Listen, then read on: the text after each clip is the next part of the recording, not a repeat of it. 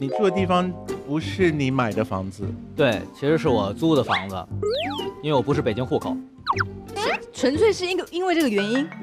是这样的，您可能不没钱就说没钱的，兄弟，这不丢人。是，23岁买不起房正常。可是你现在应该有一些钱了吧？你没有。我在我家公司，我爸我妈也抽我钱的。你说你父亲以经纪公司的身份抽你的费用，他也是职员，我们是一个 level 的，对，一个级。我们要欢迎他出场了，我们先欢迎今天的来宾出场吧，欢迎。好，你好， Hello 欢迎，两位请坐。大爷好，姑姑好。你说什么？我说姑姑，谁是你姑姑？您是我姑姑。为什么？我跟你有什么关系？我根本是第一次见到你。因为我父亲曾经参加过您姐姐的婚礼，是，所以呢，我父亲就让我管您姐姐叫婶儿。你叫大 S 叫婶儿吗？对，你因为有亲口叫过他吗？在他面前？那没有，我没有说出口。所以如果今天坐我旁边那是大 S， 你出场的时候你会说婶儿吗？我也怕，我也怕。你如果出口那一集就不会录下去，因为你就不在了。已经结束了。对，那我现在改口，及时改口，改叫姐姐好吗？大姐姐，姐姐好。对，麒麟先生，你今天带了一个朋友来。对，这是我的好哥哥。对，烧饼先生。哎，您客气。你叫烧饼是因为雀斑，你的雀斑呢？雀斑，这不是咱们组里边有妆化费用吗？对，就给盖住了。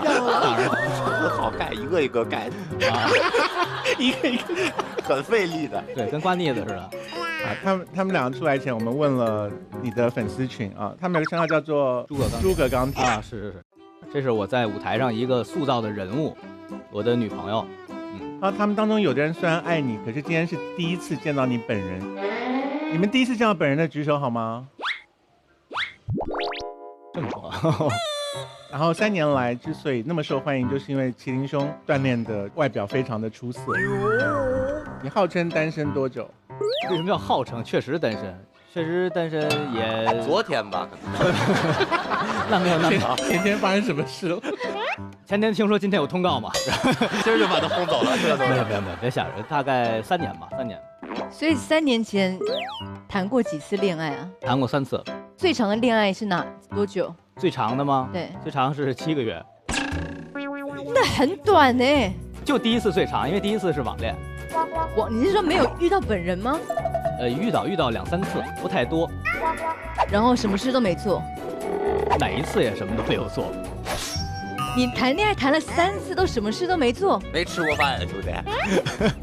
吃饭吃，夹一筷子喂嘴，这不得吃过吗？对，男女之间喂饭，这个喂饭就只是把筷子塞进你嘴里。没有，不要老问这种问题。令尊大人从来没有问过你这一题吗？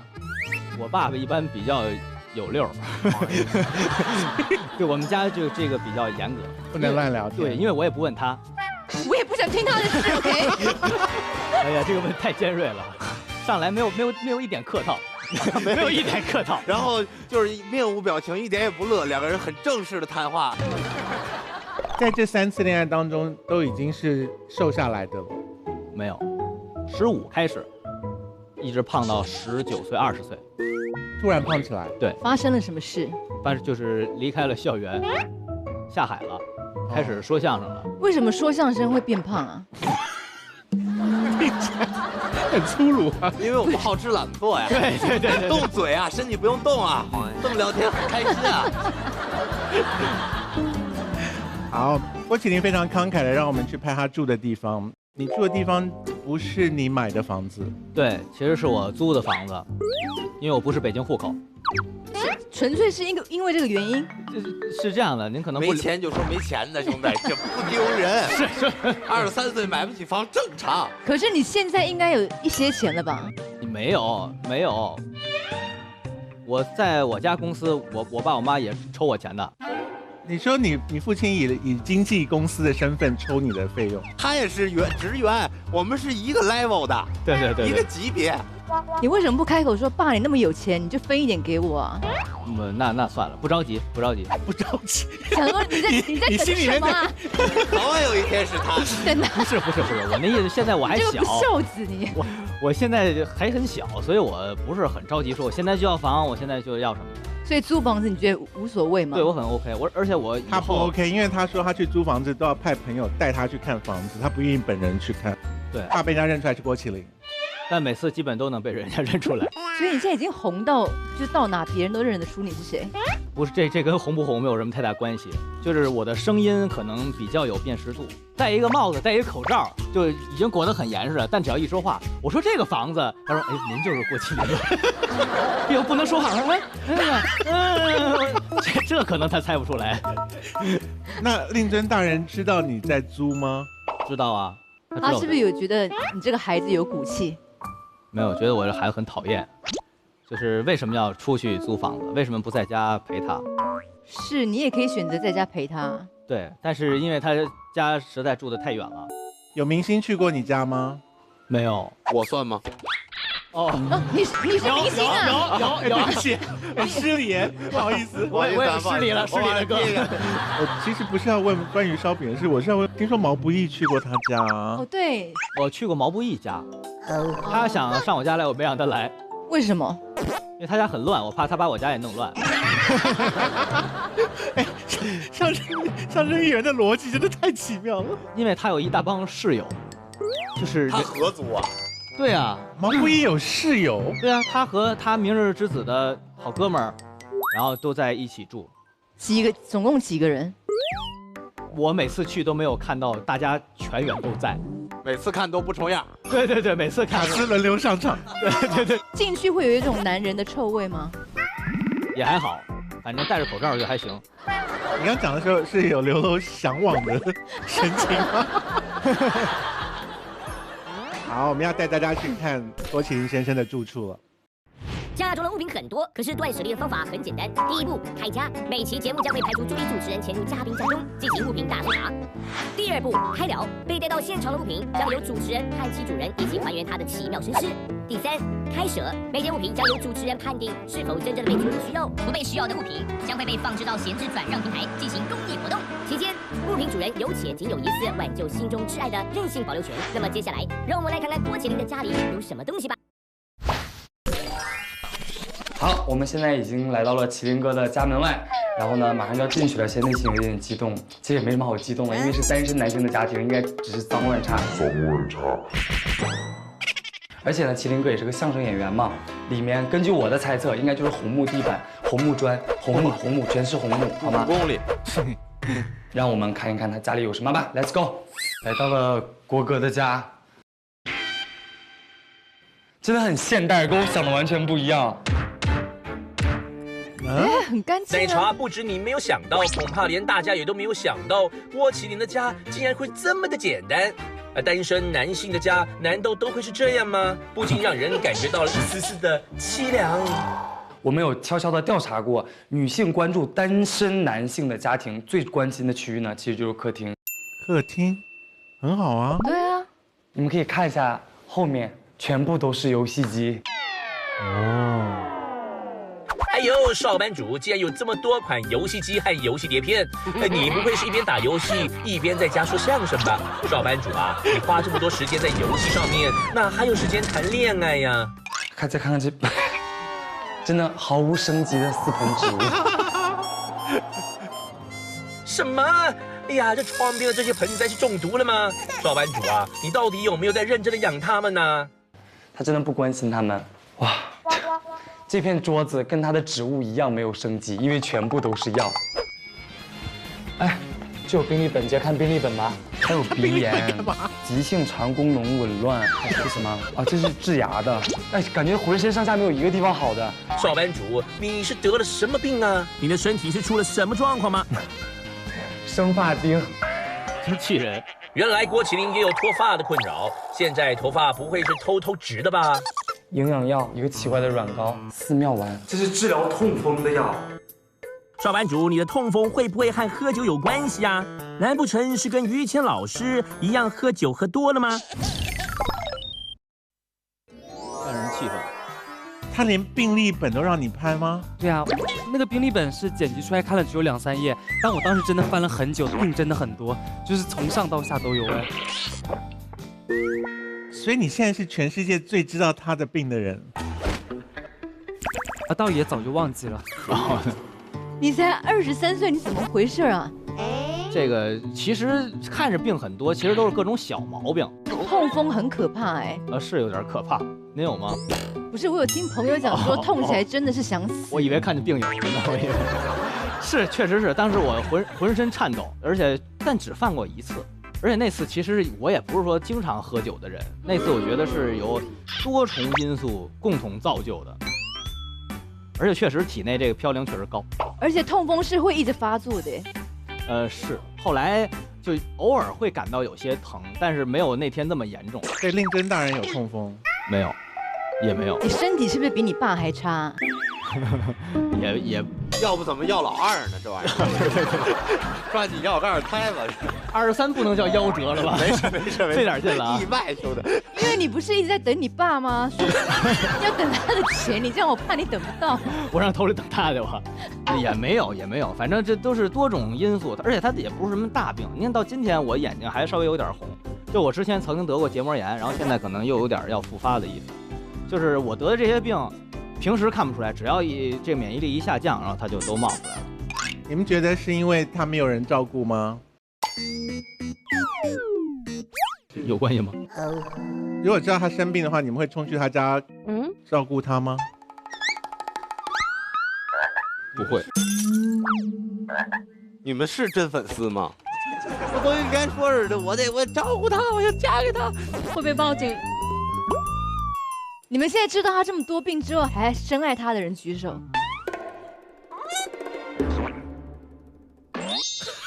啊，还是一讲，还是有人性，会早一点得到财产。你干嘛把病历本放在桌上让我们拍？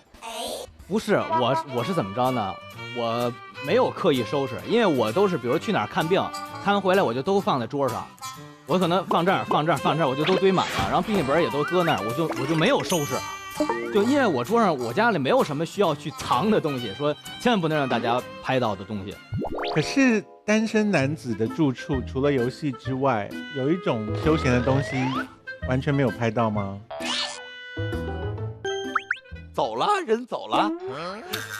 什么呀？休闲的东西。他家有粉色的拖鞋，粉色的拖鞋。哎，你拍了吗？你们应该有素材吧？啊。哇，哎，这真的有女士拖鞋，这真的是女士拖鞋，为什么？我觉得这个可以列为我们带回现场的东西，让他解释一下为什么会有女士拖鞋。所以粉色拖鞋是你穿的吗？不是，给助理穿的，给助理穿的。我助理脚太大。化妆师是当时我租这房子的时候，因为不是我出面嘛，是我经纪人出面帮我租的房子。然后我经纪人呢是个男的，他又非常懒，然后他有2个好姐妹，然后这2个好姐妹就上我家帮我收拾房间。然后呢，他来我家，因为我家没有女士拖鞋，然后他就自己带了一双，因为穿就这种鞋在家会太脏嘛。然后带完他就没带好。然后以后如果说上我家串门来呢，也方便直接穿自己的了。这题好长。对，这么无聊的一个问题，你怎么可以解释这么久？不是，确实就是这个，因为不是我穿。哎，这么解释你们就相信了吗？对，我们很恨我们自己，为什么要问这一题？请问你一天要吃多少颗药？我一天其实就不吃药。我得了病都是抹一抹，吃一吃，看快好了差不多我就不吃了，我就想不起来，我就懒了。然后稍微身体舒服一点就开始酗酒，是不是？不舒服也可以酗酒，不分有没有身体问题。你是会喝到真的断片吗？那倒不会，我不会喝断片了，所以不会做出一些让自己后悔的事。对，你喝醉可以上台讲相声没有问题。那我师傅还行，我差一点。他行，我不行了。哦，对。你们上台前如果过于紧张，可不可以偷偷小喝一杯？不会啊，不会，真不喝，这是我们班规当中严令禁止的。但是下了台可以狂喝。对，你只要不耽误演出，其实你怎么喝都没人管你的。啊，我听过一个传闻说，你保持你的好朋友大概10个人左右，差不多，有时候甚至都没有那么多。然后好朋友来你家之后，只要坐了半小时，你就希望他们走。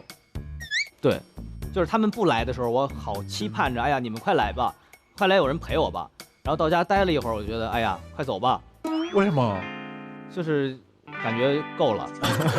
你是不是觉得还要想话题跟他们聊很累？对，反正就觉得自己在家待着很自由，我想干什么干什么，我可以说话可以不说话。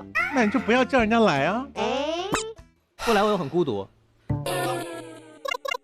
他刚搬出去那阵儿，家里就一个床，没有任何的家具，就是你来他们家就得躺炕上。你说连客厅的桌子、沙发都没有？他那阵儿说，反正就说家里就一张床，我有沙发，他不拍着他坐哪儿？他不坐沙发？原来嘛，原来也有沙发，原来有。而且不但没有椅子，也没有衣橱，哎，就是用那个衣架直接挂吗？不，是因为衣橱实在挂不下了，所以挂在外边了。哦，所以你衣服是多的啊？对，都在里面。他那个衣橱我觉得很小，然后基本都挂不开了，我才挂在外边。你去毛不易家是一起打游戏吗？不是，其实就是上他们家喝酒吃饭。然后聊什么？我们聊的太多了，就是什么天南海北，聊一聊工作，聊一聊艺术。这个看能不能挖掘出我作为想成为一个音乐人的梦想。我再看看他有没有相声梦。听说你跟毛不易想要开一档节目啊？对，我们就假象吧，花花万步。我假象。所以你们两个人是觉得很合得来，要主持？对，我们俩就是比较聊得来，然后呢也想，做一档这种类似于访谈也好，还是说上家串门也好，反正就类似于这么一个节目。所以你很想访问别人哦？就是很愿意和别人聊天。你没有啊？你不是30分钟之后就想要把人家赶走吗？所以我们节目就30分钟，时长都想好了，剪出来大概5分钟而已。我是前30分钟，后30分钟就毛不易来问，30分钟立刻对来宾生厌。对，说请你离开我们现场好不好？送客。你最近都在上声乐课，对不对？对，前一段时间。你是不是最近说有放弃相声啊？为什么要放弃？他半年来都在演戏嘛。啊，对，就是这半年没有相声表演。没有相声表演是因为没有人邀请，还是说你自己拒绝表演？首先是我这段时间就是上半年不太想太多的去表演相声，因为本身我们德云社相声演出非常非常多，然后我们何必自己跟自己去竞争去 PK 呢？你演戏的时候也是讲话这个声音吗？我演戏那就得看角色了。你可不可以用正常的语气？就把北方口音拿走的话，就比如说你要跟他讲说，小美，我真的深爱着你，可是不要用相声的口音说。可能我可能说话偏北京是吧？就是小美，我真的很爱你，是这意思吧？那不能这样，像帮卡通配音的。小美，你不能这样。其实说话也就是正常，像人话一样的说，就都、OK。咱说都不是人话，我跟你说。那个烧饼，我可不可以听你讲一下？因为我觉得你讲话也是很相声。啊？怎样？是要怎样？好，我们除了客厅也拍到了其他的部分，我们一起看。女性关注单身男性排名第2的区域，厨房。好干净哦！当当当，全是饮料，挺整齐的。酸奶、苏打水、草莓味的，很少女。哇，少班主这么大的冰箱，竟然只用来放各种饮料。哦，这还有辣椒，很多辣椒酱。哦，哎，这种好像是自制的辣椒酱。哇，这是长毛了吗？他很爱吃豆瓣酱，应该已经坏掉了吧？老干妈。哇，全是酱类。这个是什么时候？这也是17年，也已经过期了。17年也过期太久。唯一算得上菜的东西，7颗鸡蛋。我们看下面，再来。哦，哇，这层我发现了宝藏哎！红肠、腊肠、风干肠、粘豆包。香老师应该都不知道这是什么吧？这是粘豆包，就是拿蒸锅蒸出来以后，它会黏黏的，然后非常好吃，给大家推荐一下。是像纳豆那种东西吗？这是东北的特产。哇，这么大的冰箱也没有什么可用的食材，哎，有的隔层还是空空的。少班主啊，你都不做饭的吗？但是你们现在往这看，我其实一进来我就很想说，1口、2口、3个，电饭煲、面包机、华夫饼机、锅一排横扫过去全部都是锅，但是却没有任何的食材。这7个鸡蛋要养活这么一大家子人，真的很辛苦哎。对，哇，端午节的粽子，怎么了？太久了吗？这已经多少天了？好，是有点久。好像给你馊掉了。买这么多小家电放在厨房也不怎么用，也太浪费了吧？少班主，你不打算解释一下吗？而且这只是表面的一层，它后面我再打开下面的柜子，都是锅吗？对，全部都是就各种各样的电器。还是说其实你非常爱做菜？我非常喜欢收集这些个东西，收集锅子，收集各种家用电器，收酒家电，包括吸尘器跟扫地机器人这些吗？对对对，我都有。就是我非常喜欢，非常憧憬智能生活。不会一个人的时候还会跟人工智能聊天吧？那我也太孤独了，我怕30分钟之后我让他走，我指着扫地机器人，你给我走，上外边扫去。所以你现在心目中还有没收集到的，就是很先进梦幻的家梦幻电。家电吗？其实也有，比如说像净水器。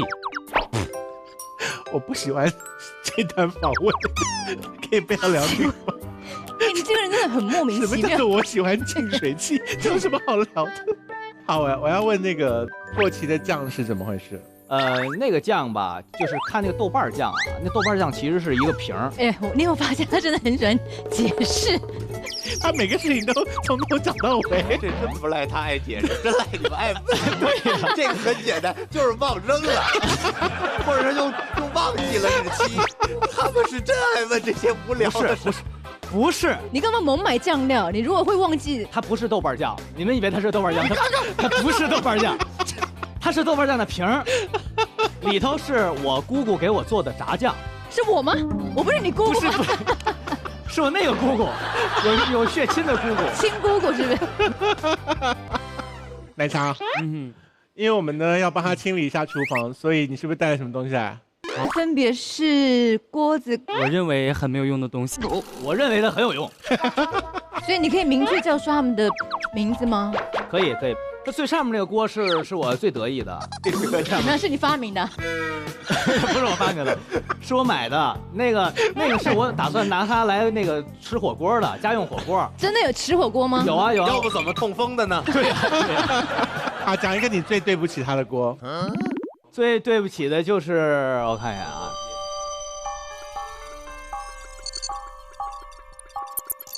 就是那个黄色的那个蒸蛋器。对的蒸蛋器啊，他怎么了？蒸蛋器，因为我从来不拿它蒸蛋，不能蒸鱼，就只能蒸蛋。啊，那没有那么小的鱼啊。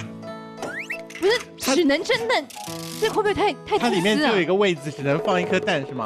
二位主持人这么比我们都年长，不知道蒸蛋器是什么，需要我们俩孩子给您普及。没有必要吧？什么锅子都可以蒸蛋，你为什么要买一个只能蒸蛋的锅子啊？就是因为它蒸蛋就是卡在里边，它不会跑。我一看，哇，它只能蒸蛋，这 totally 是一个废物哎！还好，其实还好。好，现在请 S 帮我们决定要走还是要留。我决定我非常憧憬智能生活，它最上面那个锅是我最得意的，我从来不拿它蒸蛋。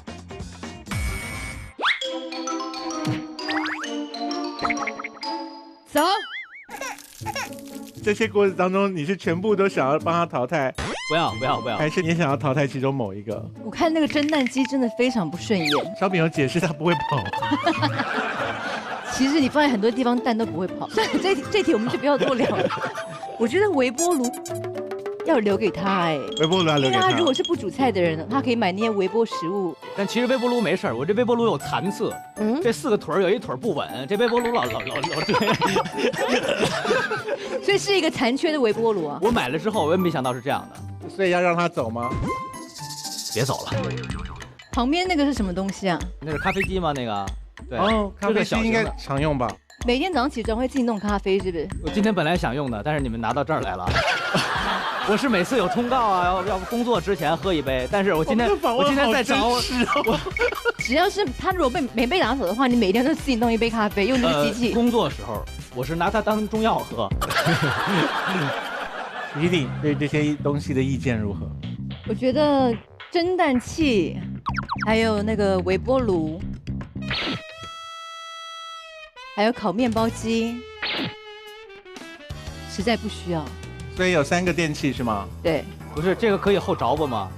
好，我们看到在来宾的前面呢，也有一个灯。如果他一定要把徐熙娣所选择要拿去咸鱼的这些物品给留下的话呢，他可以按下那个灯。不过他只能够使用1次这个。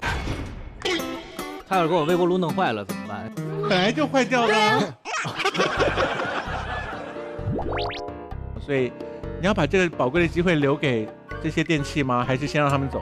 是这样的 ，S 姐可以扔我仨东西，我只能保留1个是吧？而且不是这一批哦，是等一下的也算在里面。我们还拿了别的东西来。还有啊？不是，那先等等吧。是霸王条款。而且我劝你现在先不要用到这一次，因为等一下有很了不起的东西。等一下可能有你更珍贵的东西，因为你爸等一下会出现。我爸坐不进那车。好，刚才我们看到麒麟的家里面一个人住的模样，那你自己对于择偶的标准跟令尊对你择偶的标准有没有差很多？其实我爸对我择偶还真没有什么太多的影响。现在他唯一的要求就是赶紧、快结婚。你才23呢。我师傅想50岁抱孙子。好，所以你的择偶标准也是随便吗？你心里一个那个有没有明确的那个想象？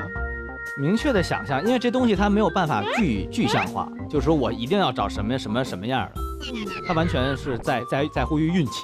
所以你今天来的这10位粉丝代表里面，谁最靠近？都别这么期待的看着我。现在没有这3个小家电还愿意嫁给我们，更愿意，我告诉你。我买了补给他们。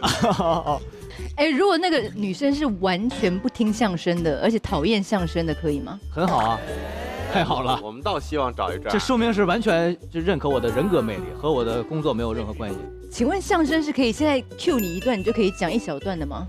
不是，其实也不是，我们都需要准备的。我们看似是即兴表演，其实都是有固定台词的。哎，我听到传言说有一首王菲的歌，你唱起来非常非常好听啊。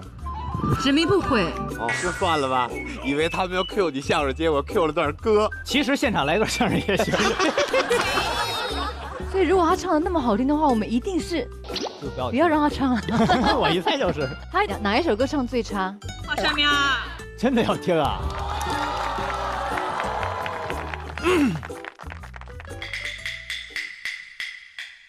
这一幅扇面画的北京城，北京城来实在威风啊！里9外7皇城4啊，九门八殿一口钟，三宫路院画朝廷，文武官员列摆西东啊，就这意思吧。唱得很好啊！你们怎么说他唱不好？很好啊！哦，这是一个民间小曲儿，我当时就第一次唱是11年、12年的时候，我当时很小，然后在舞台上，对，我不敢唱，因为我在舞台上很少唱，然后当时还是一个很大的场面，然后大家都看着我，让我唱，我就一下就不行了，但还是坚持把它唱完了，不像我们其他演员，有的直接就不行了。所以你刚刚那样算扳回一城了吧？也就那样吧，因为这调我就不太喜欢，我一直不爱唱，就是我觉得不好听。你是不是很想唱《执迷不悔》？这一幅扇面画的执迷不悔呀。我们要继续看郭麒麟的家。这是什么？为什么一个人生活要用这么多餐具？真的好精致哦！哇，全是筷子。天哪，囤积了这么多的一次性筷子，好浪费呀！少班主，你囤积这么多筷子要做什么呢？少班主，你还是赶快来解释一下吧。我觉得应该是叫外卖会累积很多筷子，是不是？可是这很不环保哎。是这样的，因为我点外卖吧，我这个人比较喜欢多点一点，因为我是这个菜想吃，那个菜想吃，我可能都吃不完，但是我就都要尝一尝。2个人可能就得点3个人的量，3个人就点5个人的量。那你想3个人只能用3双筷子，点5个人的量他就给5双筷子，就久而久之就越来越多，越来越多。我一开始也没有这个意识，但我现在我就每次下单的时候都选择那个无需餐具，对，因为其实我自己也买了能够重复使用的筷子。我觉得你是一个很浪费的人有吗？而且你就是吃不完的东西，你点那么多，那食物不就浪费掉了吗？姑姑在训话了，说的好，说的好。而且药你也不好好吃，药都浪费了。对啊，你这样痛风怎么会完全性的根治？这浪费就浪费了，不用把药都吞下去，拌饭吃。为了怕浪费，哎呀，本来都好了，算了，这还有半瓶，来，干了，别糟践了。来茶，筷子有来吗？都带来了，啊 ，OK， 来出场。全部都是。其实是一小把，我那个抽屉啊，装满一抽屉就拿回家一次。所以这还只是小部分而已，是不是？第三抽屉了。你这样子真的给你妈添麻烦哎。还好啦，因为我师傅家人也多。对，哦，用得上。可是你觉得郭德纲老师请吃饭会拿这个筷子吗？啊，会。真的假的？那就拿出来大家伙用嘛。如果放着的话就浪费了。嗯。好，所以这个请你按钮吧。自己也买了能够重复使用的筷子。郭德纲老师请吃饭会拿这个筷子吗？啊，会。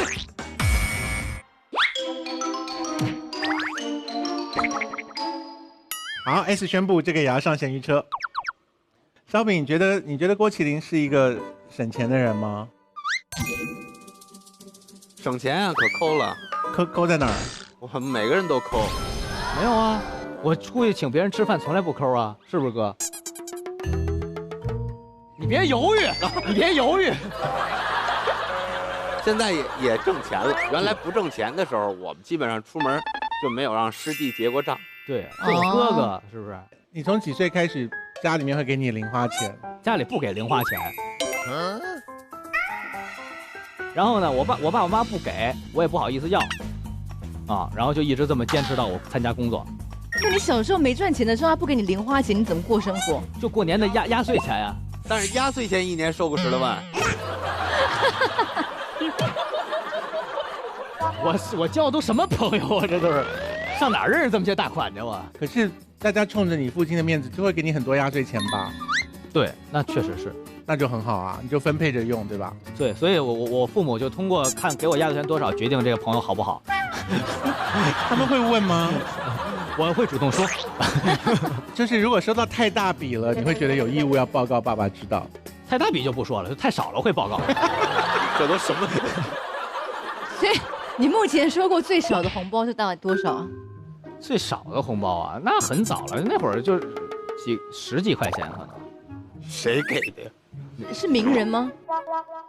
不是，就是我们师兄弟儿啊。那会儿确实有的师哥也不赚钱，那会儿其实大家都没什么钱，比较大方，这给你个300、500的，人家确实没钱，但也看也不好意思，也得给，凑凑合合的就。所以说在德云社工作很难啊，没有钱就给你啊。所以他现在走进德云社，大家称呼他什么？有的跟他关系一般的，就管他叫少爷。少爷。我们从小一块长起来就是琳琳、大林，所以我们影片里面称他为少班主，没有人这么称呼吗？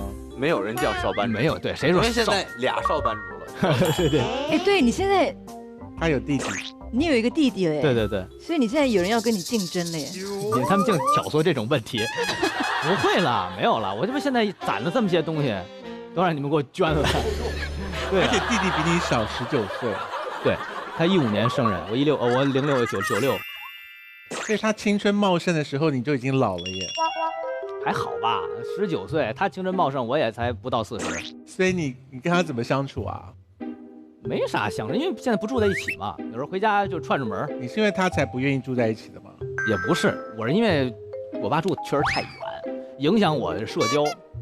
所以那时候不是他一出生你就搬出去了吗？他15年出生，我17年才搬出去的，所以还是忍了2年。对，实在是没忍住。哎呀，气死我了！你当时说要搬出去，难道不怕爸爸误会说你是？这是一个调解节目吗？这是一个家庭访问调解节目。不是，你现在原谅不原谅你爸爸？好，这棍儿一打开，我爸站这儿来，抱我。父子相认，郭德纲今天被 Q 了好多次。哎呀，我问你啊，你第一次知道有弟弟这件事情是谁告诉你这个消息的？是有一次我和爷爷奶奶在一起，然后就是我们一家子，我爸、我妈、我爷爷、我奶奶，我们5个人在一起的时候，我爸说的。所以你爸说的语气是哪一种？很兴奋，还是说有点小心翼翼，怕你受伤？没有，就是你看我模仿一下我爸当时那个动作，就这样说，然后就这样说出来就，然后爷爷奶奶很高兴。他不是得意的吗？那怎么？那你当时怎么反应？立刻拍桌离场吧。没有，也没有。当时就啊，我也觉得就是啊，是吗？哦，这样啊。但是凳子都捏碎了，是不是？越坐越矮，越坐越矮。你总得说一个太好了吧？哦，我说啊，好事，挺好。那你有买东西送给你是弟弟吗？弟弟，买了，但是没用过。是转过年来，然后我妈过生日，我就想送我妈什么东西好呢？然后呢，我就有师兄弟出主意说，你不如给你弟弟买一个，因为现在你妈刚生完孩子，肯定重心都放在孩子身上，你不如给你弟买一个，就也算是给你妈买了。我就给我弟买了一个那个，算是小摇篮那种的，就因为他很小嘛，刚出生2、3个月，其实那个应该拿这儿来，家里现在没用。对，就是一个小摇篮，然后它是电动的，然后这个摇篮能在这儿晃，对，在这儿晃。当然也没有说能一直晃得那么剧烈，那可能是诚心的憋坏。如果是你送的，大风车，你看嘛，他自己心里有在想这些事情啊。我们都没问。加一个电击，哈，死亡飞车，我死亡飞车，不去你的了，酷奶啊！好不容易订到一个，让妈妈开关开了以后，这不能用，赶快收到旁边去。没有，就买了这一个，然后呢，就一直放在家里的地下室吃灰。所以弟弟现在已经会讲话了吧？会讲话，会报警了都，会叫人了，什么玩意儿都快把我哥带走，背进来。好，我们看看还拍到了什么。我们现在来到的是厕所，就是像我们跳舞的人，很多时候我们编舞会在哪儿编呢？厕所是认真的在马桶上，我觉得麒麟哥应该会在这个马桶上想出很多段子，我们的创作来源可能都是在这个马桶上。不过他这个是什么？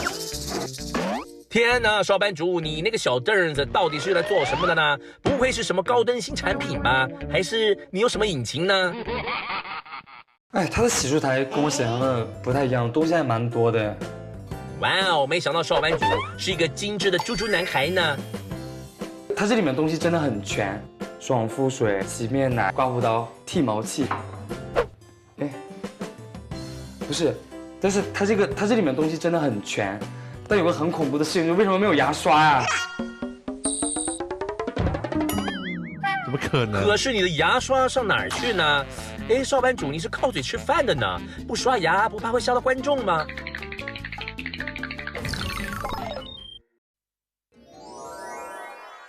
我们真的找不到牙刷吗？我那天不是出门了吗？我是一个电动牙刷，我现在到哪儿我都习惯自己带牙刷，因为我用别的我怕把我牙龈那个捅坏了。你牙龈也不好。对，别问了，那我这人就该扔了，知道吗？都烂了。你搁那闲置车上，我跟你说，我坐上。怎么可能问出这题来？因为牙周病也是很难受的啊。对，最近这也是找不着对象的一个原因啊。所以你不用的锅子那么多个，你用的牙刷却只买了一个。电动牙刷还买6个吗？好多刷头其实是。OK。所以你是随身携带，只要吃完饭就刷牙，是不是？那倒也不是，就晚上睡觉前刷牙。除了，好像保养品都挺正常的，对吧？里面有很奢华的东西吗？还是都是最基本的？很全面吧。像剃毛器这种东西我是没有。是剃鼻毛还是？对，剃鼻毛。他家客厅其实也有一个剃毛器在。也是剃鼻毛吗？对，也是剃鼻毛的。因为病历本里写了有鼻炎啊，所以可能需要注意一下。那是客用的。给客人规矩太大，客人来家里一边聊天一边剃鼻毛吗？来一下。什么规矩这都是？所以剃鼻毛是怕上台被看见。应该是。其实原来也不怕，但现在吧，就好多人拿那个镜头照得太近，特别近。所以你是有看过有露鼻毛的照片在网络上，是不是？不是通过那个看，就身边人说，哎，我就是比如说我们俩这个距离，哎，你看现在就已经出来就这样了。然后我觉得可能有点多。所以你们两个都是很 care 鼻毛，不要就是外露的人，对不对？我还好，我还好，随便露。别太不好听，哪有这样的人啊？这儿编俩辫子出门，二龙吐须了，好家伙，跟胡子编一块儿。好，我们看看还拍到了什么。嘿，这是一个储藏间，储藏间好大哦。哇哦，终于来到少班主的储藏间，可是这也太干净了吧！娃娃，好想知道是哪位田螺姑娘来打扫的呢？让我们来看看储藏间里面会有什么东西吧。它有很多电子设备，就有光、三脚架、做直播吗？镜头，这边。男孩子房间里有娃娃，它不只是娃娃，它是故事，它是一段回忆，它是一首歌。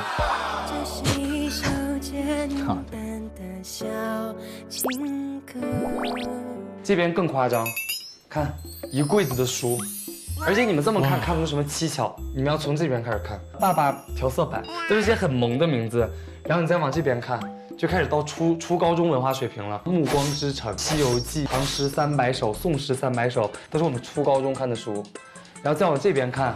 更高深了，鲁迅全集、莎士比亚全集、老舍全集，但是全是没拆封的，所以干嘛在这当壁画用吗？哦，好书啊！康永老师的情商课，大家多多了解一下，多多支持。等一下替我带去的吗？好，哎，他真的买了很多重复的书，哎，《牧羊少年奇幻之旅》也是同样的，他买了3本。哎，他同一本书会买2本，《演员力量》也是啊。为什么同一本书要买这么多本？难道是要送给不同的女生吗？哎，等，演员的力量，少班主是真的不打算说相声，要去演戏了吗？我们再来看看这边这个衣柜，哇，这真的太酷了，长袍，哇，长袍马。少班主的大褂真的是色彩缤纷呢，真不愧是我们的德云大小姐。下面的话看一下。咦，这个抽屉里面怎么会有这么多的醒目？说相声的家伙事儿放在储藏间，少班主，你真的是不打算再说相声的吗？哎，这个快板怎么会有名字呢？奶茶，你好像发现什么不得了的秘密了。少班主，你还是赶快来解释一下吧。终于拍到了相声界的东西。是，我以为你们上台的袍子的颜色有分辈分，跟就是舍得与不舍得有关系啊。就比如我舍得花，我就想怎么做怎么做。如果你的长辈穿黑色，你穿鲜黄色，你这样不就是太抢眼了吗？都无所谓的。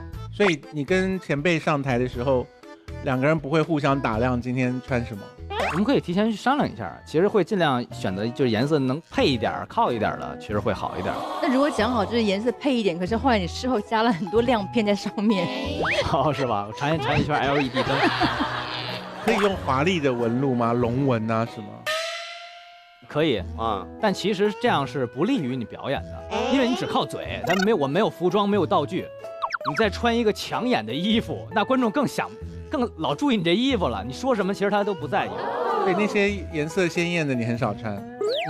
原来穿的可能多一点，现在少了。而且那个柜子是我大褂当中的一小部分，是我现在还能穿的。我原来有很多我胖的时候的，我小的时候的大褂我都叠起来放在其他柜子里。所以你们不会觉得自己穿了大褂之后变得比较帅吗？但大褂确实帮相声演员加了不少分啊，加了不少分，因为它能够遮住你身材上的一些个弱点。那你们何须要减肥呢？是因为实在遮不住了，遮不住啊！对呀，大褂不他脸盖上了。啊，对，我给你看他们这一盘减肥的成果。OK， 好。哦，这是你吗？麒麟以前长这样。对，是我。所以你们见过他这个时候吗？那个时候还没喜欢他吧 ？No。你们真的很现实哎，你们那时候已经讲相声了，对不对？对，我从10年开始讲，这大概是我13年、14年。你有没有变瘦？你的相声的表演方式是一样的。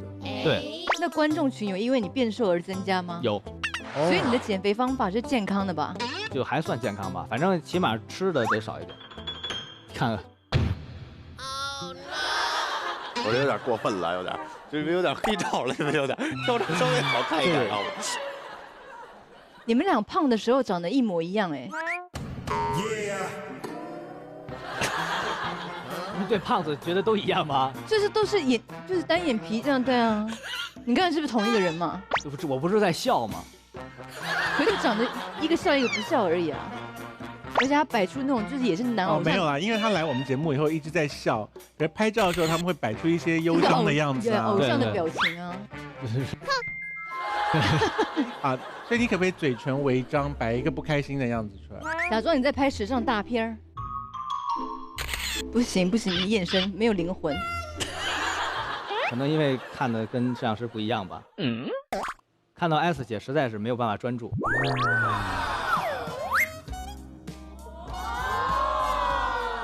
我就想这个讨好一下 S 姐。哦。一会儿就少问我点尖锐问题，是不是？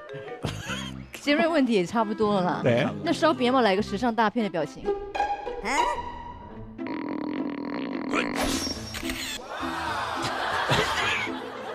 那是刚出狱吧？愣 Q 我。我的观众都是这个，因为我变瘦了之后，逐渐在减少。那怎么办？让观众变少嘞？所以该结婚就结婚吧。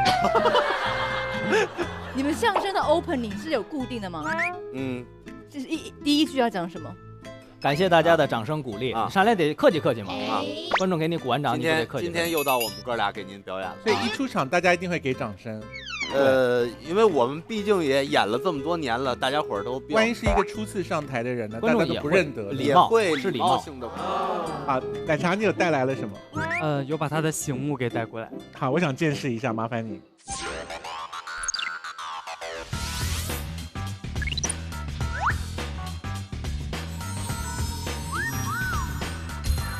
这个徐熙娣见过本人吗？没有。这是别人可以随便乱摸的吗？可以，没关系。所以醒目是用在哪里啊？可以示范一下。就敲嘛，就是在台上，其实拿法都没有特定的要求，说一定要这么拿也没有，就是为了起到一个压言的作用。是在演出刚刚开始的时候，就是大家可能刚进场，还没有冷静下来，可能口里说几句定场诗什么的，然后到最后拍一下，哎呦，别没坏了。我觉得我们节目已经进行的差不多了，大家晚安。啊，对，可以。就你爱什么时候敲就什么时候敲。对，也可以老敲。今天呀，我们呀，这个节目啊，为什么弄这么多块呢？所以一个人大概只要2块就够了吧？哎，其实没有都可以，没有都可以。烧饼，你有几个？我有一个我师傅给我的，然后自己还偷偷的做了2个。你偷偷做干嘛？我万一要有徒弟呢？我也得给我徒弟啊。你想要离开你师傅了吗？这是一个传承，就是，我拜我师傅的时候，师傅是需要给这几样东西，作为一个回礼。你刚刚讲那句话，你师傅听到会不会不高兴？不会啊。真的不会不高兴自己的徒弟已经在想他的徒弟了吗？他不会因为这件事情而不高兴。这一期节目有好多点，他不会在乎这一个点的。他有别，我们刚刚有别的事情，他会不高兴吗？哪个事儿都拿他孩子电话都挑唆人家家庭关系。对呀，研究家产研究1期了，真的。这个上面有一个锅字，对，这是我爸给我的，所以你们都有。我那个不是锅字，郭门弟子，我那是。所以只有亲儿子才能够拿锅字，怎么办？你很羡慕吧？你没有，这有什么可羡慕的？我爸该不高兴了。他有一个烧字在那上面。所以他有2个锅字。哎，你干嘛把你弟弟的拿过来啊？不是我弟弟的，我真没抢，是我爸就顺手给我一个，后面有写是弟弟。真的吗？当然假的。对不对？不能。这个就明确的，这好厉害哦。对，这不是相声当中用的，因为这上面刻着我妈的名字。对，王慧。对，这是我母亲的名字，这是我母亲用的古板。你爸爸跟你妈妈认识是因为在表演的时候？对，在演出的时候，当时我很疑惑，因为我妈年轻时很漂亮。当年我师娘比我师傅要红，所以就觉得说怎么会爱上你爸，是不是？他很会。对，就是我爸很会。你怎么知道你爸很会？我就觉得，就我妈当时条件那么好，然后我爸都能是吧？你有问他细节吗？我不好意思问他也不会告诉我的。妈妈有讲过吗？也没有。好像那阵儿我小时候做过一个节目，师傅说过，我师娘那阵儿爱吃巧克力，就老给她送巧克力，然后去台湾演出，然后就老打电话，然后就这么长时间的攻破啊，巧克力越吃这个越胖，越吃越胖，越吃竞争对手越少。哎，对，就是投其所好。我觉得这句话也很危险的，可以吗？我就圆回来了，投其所好。所以现在妈妈还爱爸爸吗？爱呀。这个问题问的，我觉得我不应该回答这个问题。这题很可怕，你怎么会想到这一题啊？这题好可怕。我好可怕这个节目啊，真的。我东西都不要了，我全捐了，好不好？不要再问我了。不光是拆散了我们德云社的家庭，还拆散了我们德云社这公司，完了，从内部瓦解了。所以，只要不是爸爸给的醒目，都可以不要吧？其实是要用也不差这一块，对吧？对，确实也是。我自己都想拿一个，够刚好多一个，你可以选一个，拿走。我拿有锅的可以吗？可以，没事。这期别让我爸看就行，没事。那这个我拿走喽。好吧，那您就留念吧。要想起我跟我爸哦。回家好解释吗？你好说吗？先生问的时候，我去郭德纲家拿这么一块醒目回来，这是伴手礼。然后先生问你去郭德纲他们家干什么了？去问问他们夫妻是不是还相爱？你还爱你丈夫吗？所以我们讲好了，就是没有刻锅字的，我们就送给今天来的诸葛钢铁们，好吧？可以啊。对，没有帮你们争取到别的，争取到一块醒目。可是这个很值得保留吧？这个会量产的，放心吧。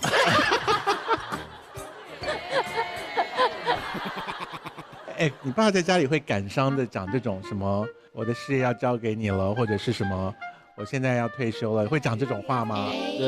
有时候会。最近他才不到50但他就觉得不太想这么像之前那么拼了。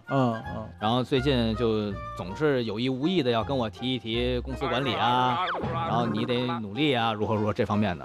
我感觉可能是最近我们德云社发展的每一个人都是比较有名气了，崭露头角了，比较放心，现在的状态是最好的状态，他也比较想休息休息。他还会介意徒弟比他红吗？不会吧？我觉得天底下没有人比他红可是岳云鹏不是蛮红的吗？那是我们德云社前2年最红的相声演员。我说了郭老师是天下最红就好了，你切那句干嘛？哎呀，把那段剪掉好不好？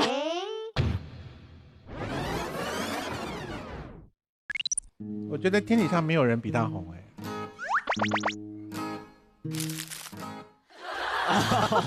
这是一个剪辑点儿，用不上了。我们整集在触他眉头，你还不给他讲一句好话？所以爸爸讲这种话的时候，你要赶快说，别说这些你青春正茂啊什么讲这种话吗？我就说好累的，我不想管。你真的不想管吗？确实不想管。你管了就可以管他这是一个很了不起的事，这是一个很了不起的事，我就能天天在家给他剃鼻毛了。所以你这样讲的时候，爸爸会露出失望的表情吗？就是他还会再接再厉，过一段时间还会再问。他觉得迟早有一天你会就范。等老二大了的时候就不问他了，宝贝儿你得努力呀，不能跟你哥学呀。怎么办？他也喜欢这个笑话因为我们为什么要在德云社待这么长时间？为什么呀？那你吃瓜吃的时间长一点就放长线钓大瓜呀！我的，好邪恶的一个访谈呢。对，当时我就说，这 S 姐是我的人，因为她家有我家的令牌。你上他家搜，他是我的人。对他们2兄弟争执不下时候，你就会姑姑就会出现说。令牌在此，谁敢造次？然后王卫就说：“请问你哪位啊？”我就说：“连我你都不认识。”什么狗血的剧情？真的。好，所以我们请你按一个灯，因为我们要把金堂木送给今天来的粉丝们。好。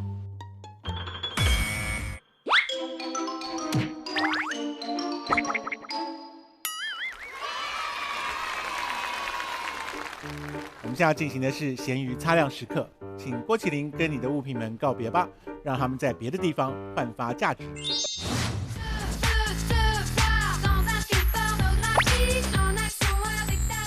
你要在这边下跪，然后跟他们说对不起，买了你们都没用。就是这个女人，把你从我的身边带走。你只要到边上写一段话就好了。哦，还得写字。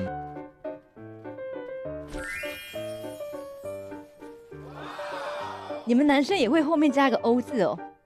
是的哦。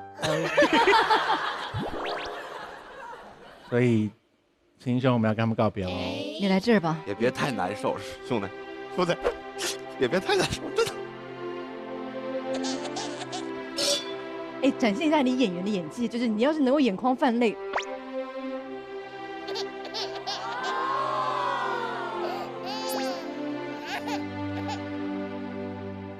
行，有点过了，差不多得了，可以了。本期节目中所有艺人物品都可在闲鱼 APP 找到，相关收入将在公示后捐赠给光明优酷乡村艺术教室公益项目，为选定的贫困乡村地区捐建乡村艺术教室。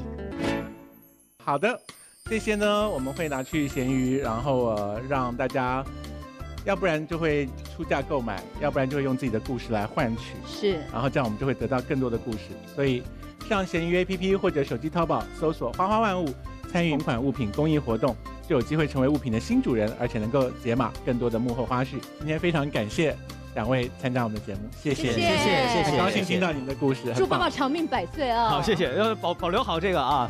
我想要千秋万岁才行。好，谢谢各位粉丝参加，好，谢谢你们，谢谢，下次见，谢谢。本节目是由阿里巴巴旗下让闲置有起来的超厉害 APP 闲鱼独家冠名播出，专业修复，贴心呵护。本节目由功能性护肤品牌国品之光富尔佳赞助播出。关注燃烧小宇宙 P-School， 你将有机会成为花花万物见习电视制作人。关注公众号瞎操心实验室，了解更多花花万物幕后故事。聊自己的家，节目结束，您觉得对家有没有新的认识？还是有了一定的认识的，因为来之前确实家里放了很多用不上的东西，然后放在家里干占地儿，然后自己也想不起来用。我觉得要是能给其他有用的人让他们使用，我觉得会更好一点。今天录制完节目，通过断舍离的方式，您有没有找到家中对你最重要的那件东西是什么呢？其实发现对我最重要的东西应该是勤劳，因为只要把这家收拾好了，你有勤劳的这个特质，我觉得什么都留得下，不会像今天一样了。今天录完节目，您对康熙有没有想说的？多谢二位前辈嘴下留情，要不然我可能坚持不到这会儿。本节目由2亿聪明人都在用的超厉害 APP 闲鱼赞助播出。本节目由功能性护肤品牌国品之光富尔佳赞助播出。我们要欢迎我们的主角出场哦，欢迎他。我小时候看康熙长大的，所以就是问你问题，你敢直接的回答你想说的话。你有没有做过微整形？有一个3亿豪宅的存在吗？如果连这题他都不答的话，那后面就很危险。我怎么没听说过有这种环节？怎么样？你是跟我吵架是不是？好，我们看看他去拍到了什么。带毛的袜子，脏兮兮的热水袋。这个抽屉里有没有什么？我不能相信，居然全是你。就是说你住在好几亿的豪宅里，可以停直升飞机200多辆车。哇！哎，那我有听过一个传闻，说你父母是有帮你安排一个未婚夫吗？怎么办啊？我喜欢看康熙，我喜欢看你们搞别人的是我不喜欢。这世界很酷。